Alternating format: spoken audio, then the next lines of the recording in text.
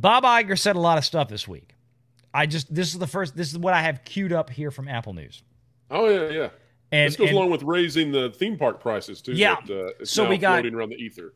Yeah, we got raising Disney Plus prices from Bob Iger. We got Bob Iger saying that, well, maybe we jacked up the prices in the parks too much because we want more of Middle America to come in, so we're going to reduce the ticket prices by $15. Yeah, He's so full of it. Genie Plus prices are at the highest they've ever been at the same time. Exactly. He's such a charlatan in that case. It drives me nuts. So here's the thing. Bob Iger also talked about Star Wars. He talked about Solo. We kind of teased this earlier. I sent a link out to Nick and Coach from Echo Base. I wish they could be here. They said they're waiting for next week to have the discussion with you. Yeah. Or did they really? No, That was in the chat. Oh God. I was like, please. I sent it to the Twitter account. I really wanted Coach and Nick here. So they've been talking about this all week on Echo Base, going through the Bob Iger statements.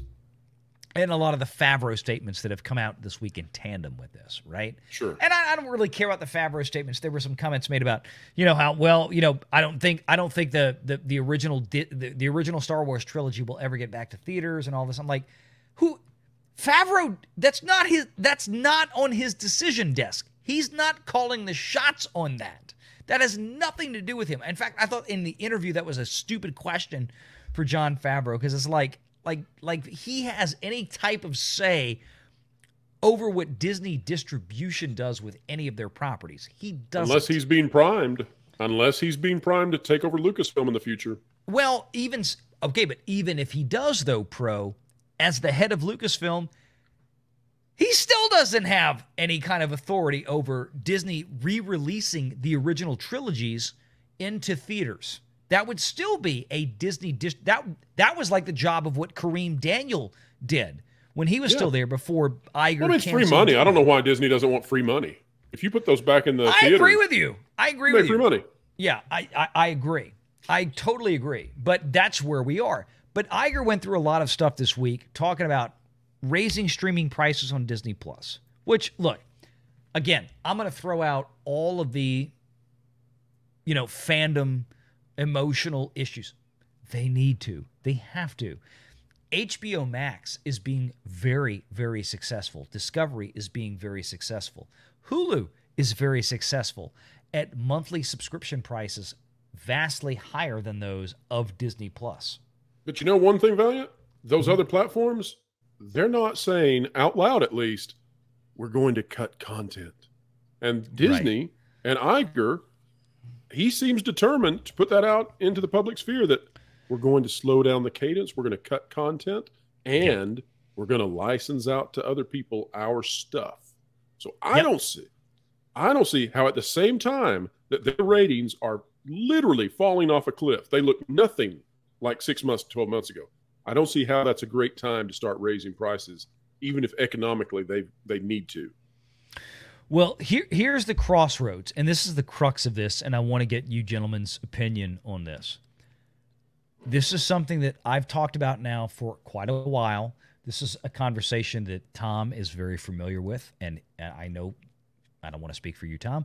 I know Tom agrees with the statement I'm about to make, and that is that Disney has got to figure out, and Bob Iger has been very clearly hinting at this. You just brought up several of these points, Pro, and that is the licensing to third parties and things of that nature. Disney Plus can do one of two things at this point. They can raise prices and continue to shovel all of their theatrical and the entirety of their produced content onto Disney Plus as fast as they can and hope that works. Or they can maintain the pricing of Disney Plus, maybe raise it over time, not anything like next month or 2 months from now. I think this would be something probably at least a year out. They've just had a price hike. They also need to get their advertising tier beefed up, and I'll come back to that in a minute. But Disney needs to also start going back to the old model of licensing their content out to actual third parties. The very lucrative $1 billion+ deal they had with Netflix for years for the, all of the Marvel Cinematic Universe slate that they produced. Sure. They need to go back to that. Universal, Comcast, NBC, Peacock, whatever, they have proven that model works, and it works damn good. But you heard Iger say that they're not going to. I mean, he's talking about licensing, but you heard him say Marvel and Star Wars, they're not licensing them. Right. I think, well, there's been some conflicts. I can't imagine why he wouldn't. Why would you not license that out, at least maybe in bits, right? You don't need to license out like the headline stuff. You don't need to license out the major motion pictures. But there may be some elements of Marvel. There may be some elements of Star Wars. Think, like the EU. Think Star Wars Extended Universe. Think the books, the novels. Why, if you as Disney are not going to want to dive into that era, if you don't want to go into the extended universe of Star Wars novels, why in the piss would you not then license them out to somebody else? Hey, Netflix, you want to make some stuff on this? Freaking hells yeah! All right, license them out to Netflix. License out the whole EU to Netflix to go do whatever they want with it for $1 billion tomorrow. They'd pay it. They'd pay it. Same thing with some other aspects of Marvel. They can do this. Disney's stubborn.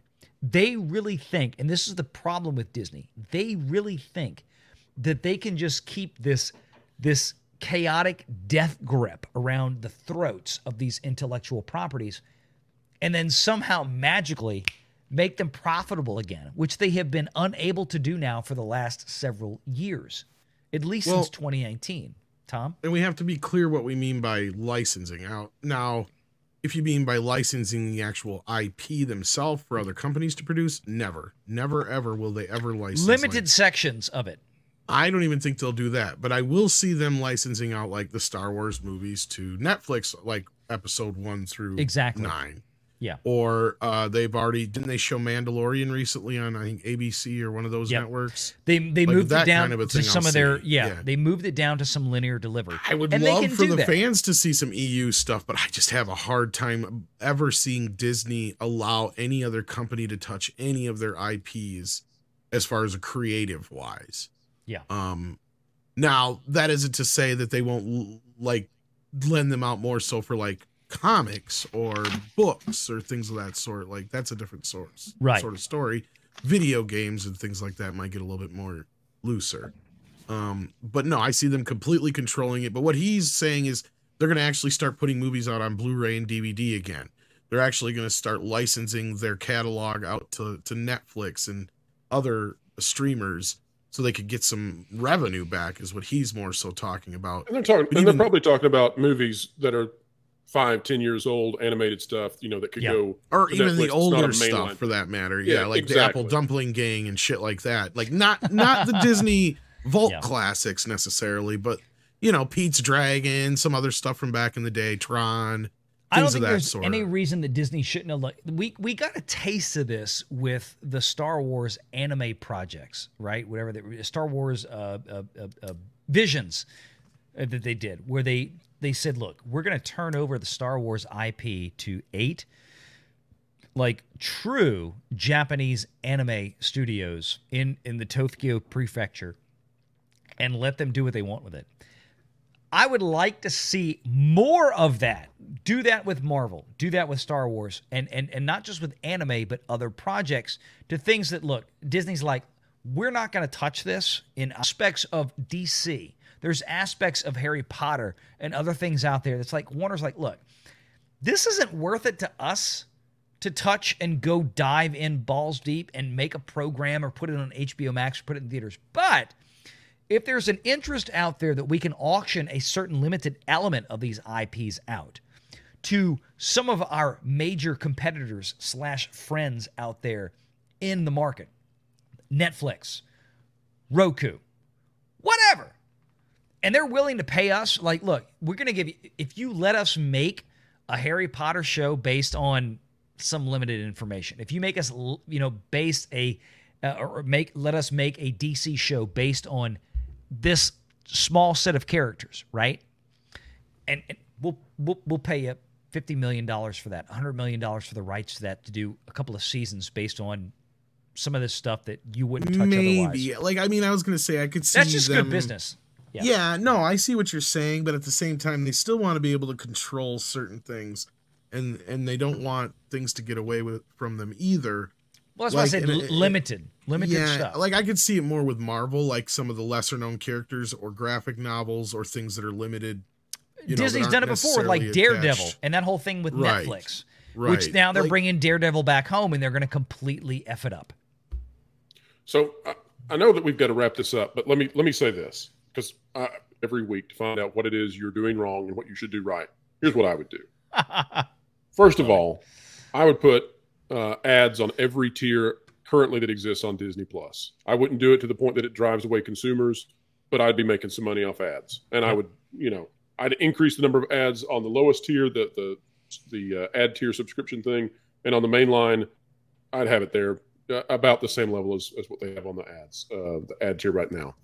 I would not increase the price of the standard Disney Plus subscription, because, in my opinion, you don't do that while at the same time your subscriptions have stagnated in North America. So if Netflix is adding millions of subscribers every single quarter, despite Netflix supposedly having saturated the market, hint they haven't, and you're sitting there with half the subs in North America, and you're not growing at all, that's not the time to raise prices. So what I would do instead, and I think this would work, is I would offer a premium Disney Plus level where you get early access to the box office movies once they move over to Disney Plus, and I would back those up 2 weeks, let's say, on every other tier, so that now you're going to have people happy to pay that higher amount. Make it $20 a month. I don't care.